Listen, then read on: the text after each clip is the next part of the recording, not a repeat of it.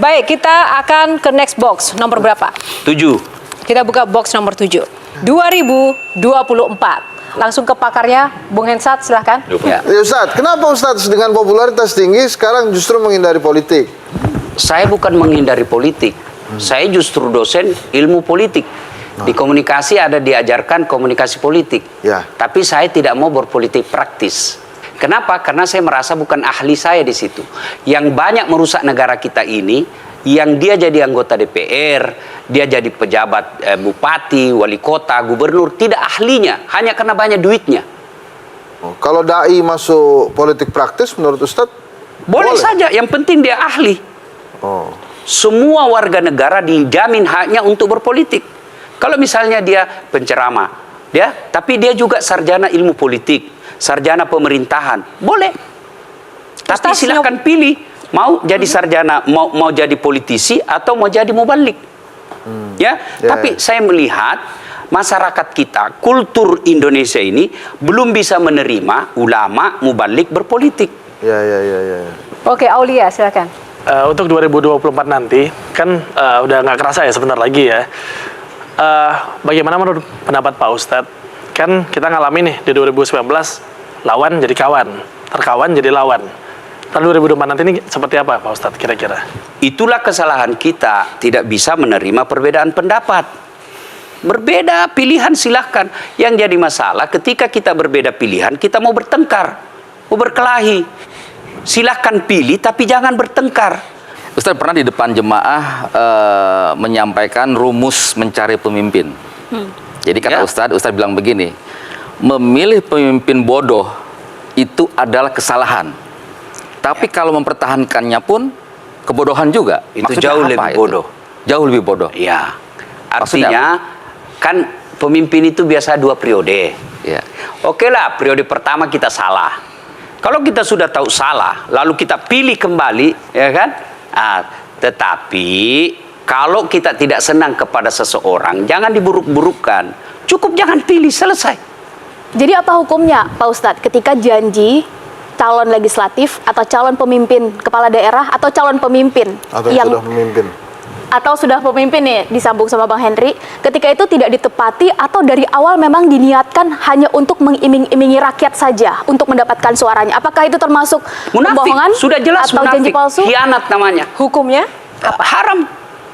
Jadi munafik itu kan kalau dia ngomong dia bohong, dipercaya dia khianat, diberi amanah dia tidak lakukan. Nah, tiga-tiganya dia sudah lakukan, bodoh kita kalau milih lagi. Baik, terima kasih. Yang baik dipertahankan, kalau nggak baik ya harus ada perubahan ya. Baik, box nomor berapa Ustaz? Nomor 8. Sudah diperjelas-jelas gitu loh.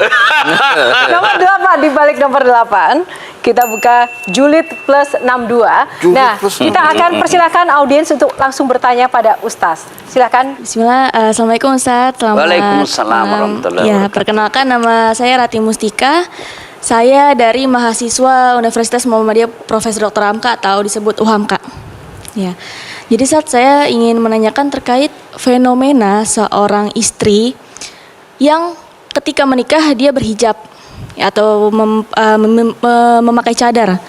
Tapi ketika dia bercerai dengan suaminya, dia melepas hijab atau cadar tersebut. Nah, kira-kira bagaimana tanggapan Ustadz dan apa hukumnya? Terima kasih. Yang pertama, cadar tidak wajib. Yang wajib itu seperti yang adik pakai.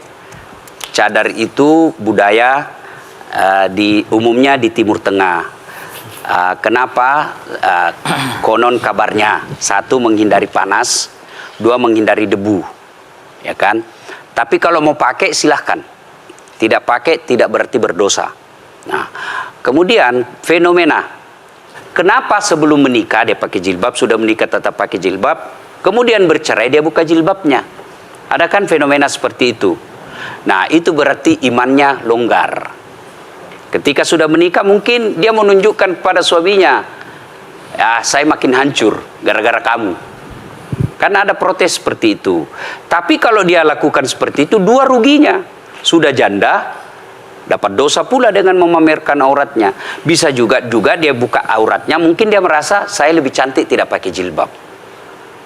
Jadi adik-adik sekalian ini karena masih mahasiswa, ya, kamu pilih jodoh itu kata Nabi satu, pilihlah karena kecantikannya. Cantik ini penting, ya, karena dia berhadapan kita 24 jam. Baru pulang dia lagi, mau tidur dia lagi depan kita, mau makan dia lagi. Jadi kalau casingnya jelek, nanti cepat ganti casing. Penting cantik, tapi tidak boleh prioritas, ya, karena apalagi zaman sekarang bisa dipermak itu muka kita. Yang kedua, keturunannya. Siapa anak? Tapi tidak boleh prioritas. Kenapa? Karena ada orang bapaknya Nabi, anaknya jadi pengkhianat. Anaknya Nabi Nuh.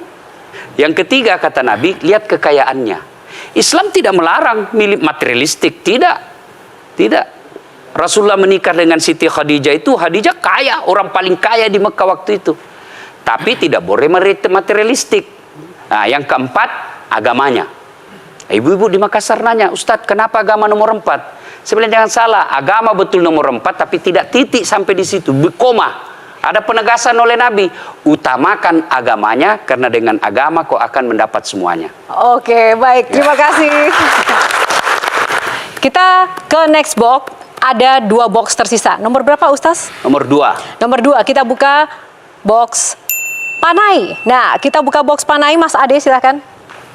Ustadz, ketika Ustadz menikah, boleh tahu Ustadz berapa panainya Ustadz? Nah, saya waktu itu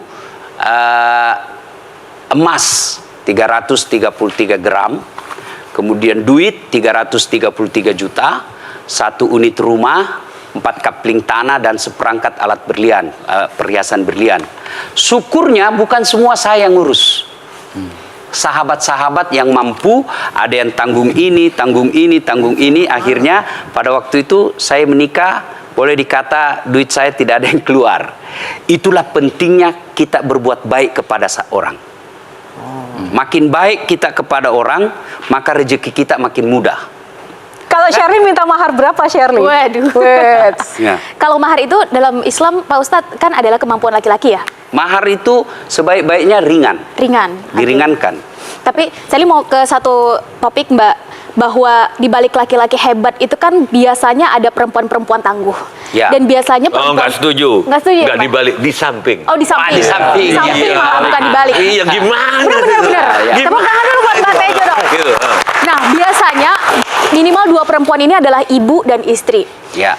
Pertanyaan saya adalah Mbah dan Pak Ustadz, jadi sebetulnya sosok Pak Ustadz yang kita lihat sekarang ini punya kedekatan seperti apa dengan sang ibu, dan istri itu punya kontribusi apa dalam membentuk Pak Ustadz yang sekarang dan Mbah Tejo yang sekarang? Ya, saya Untuk Pak Ustadz saya dan Mbak bersyukur Tejo. kepada Allah karena punya ibu yang melahirkan saya luar biasa. Ibu saya betul-betul orang kampung, bahasa Indonesia tidak tahu. Tapi dia menanamkan akhlak. Saya ingat ketika saya kecil, kalau saya disuruh ke tetangga, ibu saya pasti tanya, gimana adab anak saya tadi? Ibu saya ketika ditanya, istri bapak saya sudah wafat. Apa modal? Karena anak beliau banyak, tidak punya kekayaan. Dia bilang apa? Saya urus anak saya, mudah-mudahan anak saya inilah menjadi kekayaan saya. Maka sebagai anak, jangan pernah rekening ibumu kosong. Sebagai anak, jangan pernah sembako di rumah ibumu kosong. Di rumahmu bisa saja sembakomu tidak ada, tapi jangan di rumah ibumu. Saya bisa begini bukan karena saya hebat, tapi karena ibu saya. Ridallah fi ridul walidain, suktillah fi suktil walidain. Ridanya Allah tergantung ridanya orang tuamu, murkanya Allah tergantung murkanya kedua orang tua. Baik, sedikit saja Mbak Tejo ingin menambahkan tadi pertanyaan untuk Ya, Mbak Tejo sama, juga. saya kira waktu itu keuntungnya kami sama agamanya, Ustadz. Ini sekalian, kalau seandainya saya dan istriku sekarang beda agama, saya akan tetap menikahinya, walaupun emang nggak setuju. Karena bagi saya cinta lebih besar dari keyakinan, dan saya berprinsip bahwa alam semesta ini diciptakan atas nama cinta. Ya. Pertanyaan saya justru, apa pendapat Ustadz? MA tidak mengakui pernikahan beda agama. Padahal negara harus melindungi rakyatnya. Gimana kalau ada orang yang bunuh diri karena cinta dan karena nggak diakui? Ya, mohon maaf Bang, kalau kita berbeda. Kalau saya beda agama tidak bisa nikah. Karena salah satu tujuan hidup kita itu mencari ridha Allah. Saya hidup paling 70 tahun, syukur-syukur 80 tahun. Bagi orang beriman, ini dunia hanya sementara. Nah, kalau saya ikut nafsu misalnya ya, pendapat nafsu saya, yang penting saya cinta. Sampai seberapa lama cinta saya? Paling 70 tahun saya wafat. Ketika saya wafat tidak ikuti aturan agama, maka siallah hidup saya di akhirat. Yang saya anggap, yang saya bilang nih sorry, yang cinta beneran loh ya, bukan itu bisa mati.